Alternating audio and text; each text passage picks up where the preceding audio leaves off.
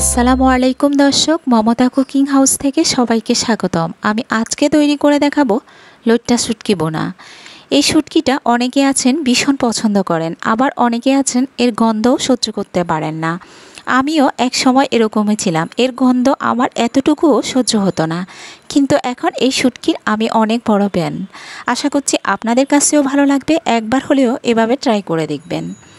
দেখুন, আমি শুটকিটা এভাবে কেটে নিলাম আর এর সাথে দিয়ে দিলাম ফুটন্ত গরম পানি।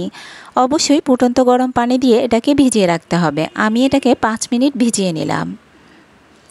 5 মিনিট পরে দেখুন এভাবে আঙ্গুল দিয়ে একটু ঘষে ঘষে এগুলোকে ভালো করে পরিষ্কার করে নিতে হবে। তারপর এটাকে আমি কুসুম গরম পানি দিয়ে আরও 2-3 বার ধুয়ে নেব। দেখুন এগুলোকে আমি ভালো করে পরিষ্কার করে ধুয়ে নিয়েছি। আমি চুলায় একটা কড়াই বসিয়ে দিলাম আর দিয়ে দিলাম রান্নার রেগুলার তেল, 1 কাপ পরিমাণ মতো পেঁয়াজ, দিয়ে দিচ্ছি 3-4টে কাঁচামরিচ। এবার এগুলোকে নেড়েচেড়ে মিশিয়ে নেব। এরপর দিয়ে দিব আদা রসুনের পেস্ট 1 চা চামচ করে। শুটকিতে মশলা একটু বেশি লাগে, আপনারা যদি আপনাদের শুটকির পরিমাণ একটু বেশি হয় তাহলে মশলাটা একটু বাড়িয়ে দিবেন। এবার এটাকে ভালো করে কষিয়ে নেব গন্ধ যাওয়া পর্যন্ত।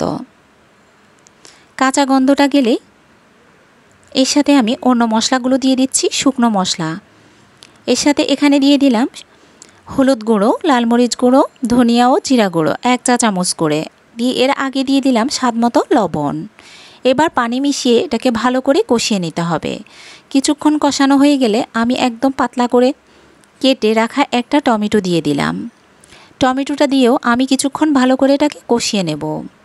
এরপর দিয়ে দিলাম শুটকিটা। এটাকে নেড়েচেড়ে ভালো করে মিশিয়ে নিতে হবে। ভালো করে নেড়েচেড়ে মিশিয়ে এবার আমি একটা ঢাকনা দিয়ে এটাকে কিছুক্ষণ কষিয়ে নেব। অবশ্যই এটাকে ভালো করে কষিয়ে নিতে হবে, তা না হলে কিন্তু রান্নাটা মজা হবে না। আর এর সাথে দিয়ে দিচ্ছি আমি রসুনটাও প্রায় 1 কাপ পরিমাণ মতো হবে। খোসা ছাড়িয়ে রসুনটা দিয়ে দিলাম। এইভাবে রান্না করলে খেতে কিন্তু অসাধারণ হয়। যার খেতে ভালো লাগবে না সেও এই রান্নাটা অনেক বেশি পছন্দ করবে। একবার হলেও বাসায় ট্রাই করে দেখবেন, আশা করছি আপনাদের কাছেও অনেক ভালো লাগবে।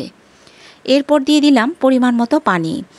এরপর যতটুকু পানি লাগবে পরিমাণ মতো পানি দিয়ে এটাকে রান্না করে নিতে হবে। ঢাকনা দিয়ে এটাকে এবার ভালো করে রান্না করে নেব।